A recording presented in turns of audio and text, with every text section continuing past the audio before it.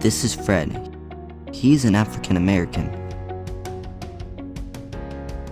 Long ago, Africans were brought over on ships and used as slaves to the English colonies. The conditions they came over on were terrible and many died. Then, when they finally got off the ship, they were sold off into slavery, where they would spend the rest of their lives working without pay. But to understand the true side of this story, we have to go back to the creation of Fred and see who truly wins the lottery of life. It all started with two cells, the sperm cell and the egg cell. In each cell was half of the instructions for what would become baby Fred. These two cells are created in a process called meiosis, when the father gives a random half of the set of chromosomes, tightly packed strands of DNA, and puts them into the mother's half a set. Once the two cells have combined, they will form a full set of chromosomes/instructions, which will then start to develop the baby. DNA is like the instructions of life, and in it are steps for specific parts for you. One of these steps, also known as traits or genes, will determine skin color.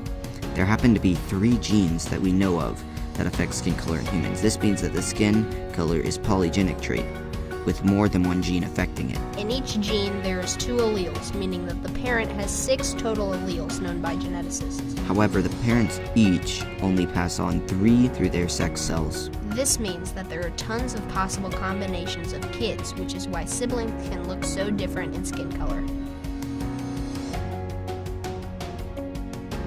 Even though these 3 genes determine skin color, there are still only 3 out of millions of genes that make you, you.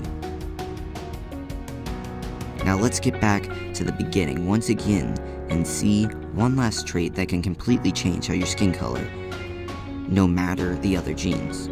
This trait is called albinism. This trait, unlike skin color, is only determined by one gene, making it monogenic. In other words, you either have albinism or you don't. When you have albinism, that means you are incapable of producing melanin, and you will have very pale skin. This means that if you have albinism, you will have very light skin no matter the skin color of your parents. Now let's go back to a lot further in time and show how humans first developed different skin colors.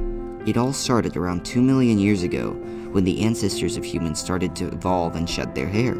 As you probably know, human life started in Africa, and in Africa, the sun is very bright and gives off harmful UV lights. As the hair begins to fall off, they started adapting to have darker skin, so they would be safe from any harmful beams from the sun. Then, if you fast forward a little bit, you get to the part where humans start to migrate out of the continent and into other colder places. This is once again where adaptation comes into play.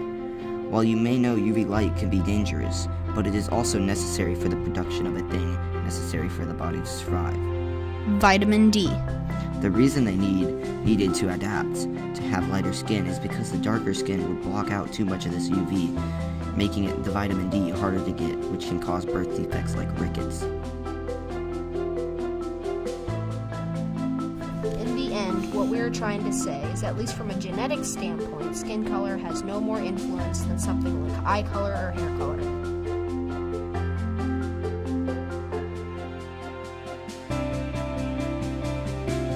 But as we are about to see, skin color has a very strong impact on our history and how we treat people.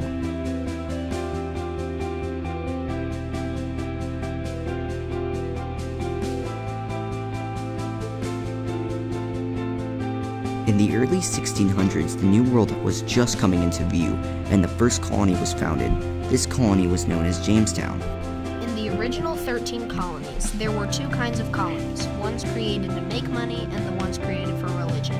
Most of the religious colonies were located in the north, and most of the money-making colonies in the south. When these first money-making colonies were created, they started to take advantage of the good soil and humid environments in the south. They started to farm tobacco. This farming came from a sudden craving for tobacco in England, which made a lot of colonists very rich.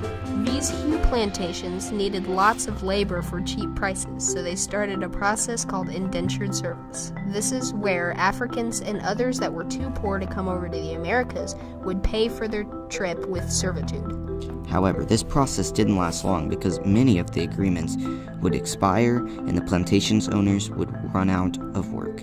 So around 1619, they turned to alternative, race-based slavery. During this horrible time, millions of Africans like Fred were taken to the USA and forced to do labor. However, many people believed it was manifest destiny and that they were supposed to farm these new lands, and that God even marked the African Americans as slaves because of their dark skin. Many of the Africans were already slaves of war in Africa and were bought by slavers to sell in the US. Others were just simply kidnapped. After the slaves were taken, they would be loaded onto ships where they would spend 6 to 8 weeks in a ship with little to no food. Some of them were even chained down. Many Africans would die on these journeys, but many would make it back to face the horrors of slavery. Slavery was a horrible thing, and many knew it was wrong. However, there were some, like was mentioned earlier, that believed that Africans and people of color were born to serve, and some even believed that the slaves enjoyed serving them. Slaves were treated with less respect than a pet. They were beat with no reason other than to be dehumanized. This terrible practice of enslaving people went on for over 200 years.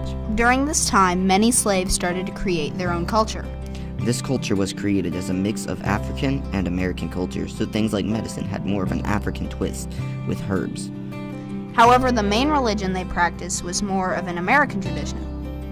It was a twist on Christianity in which they interpreted the Bible as more of a all people were created equally kind of thing. Now, if we fast forward to April 12th, 1861, we will see one of the bloodiest wars ever. The Civil War.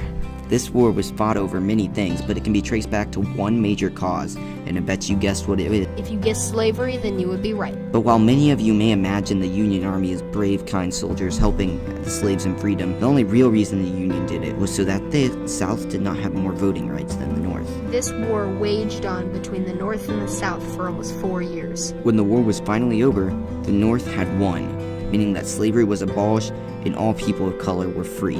But while they may have been free in a way, they were definitely not free for years to come. Poor Africans and natives would become victim to racism. Racism was showed to people of color in many ways. Some of them included making them give up their seats in public transportation, making it harder for them to vote, and even separating them from all other people. This racism was coming from years of treating African Americans as animals and would continue to affect people up into today's society. If we fast forward to around 1954, we start to see something happen called the Civil Rights Movement. This movement is where African Americans started arguing against racism. This is also when you start seeing all kinds of famous African Americans popping up, such as Martin Luther King Jr. and Rosa Parks. As time went on, things of major importance towards a non-racist world would start to happen, such as mixed schools, mixed water fountains, and laws that made it easier for African Americans. In the end, racism died down a bit, but it did not die. Now, if we fast forward just a bit to modern times, we can see a chart. This chart shows the relationship between race and college graduation rate. Then it also throws the parent monetary percentile into the mix.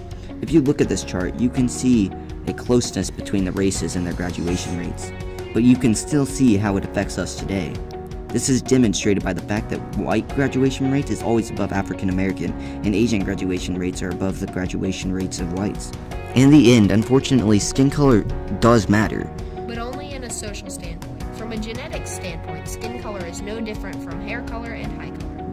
This has been The Lottery of Life.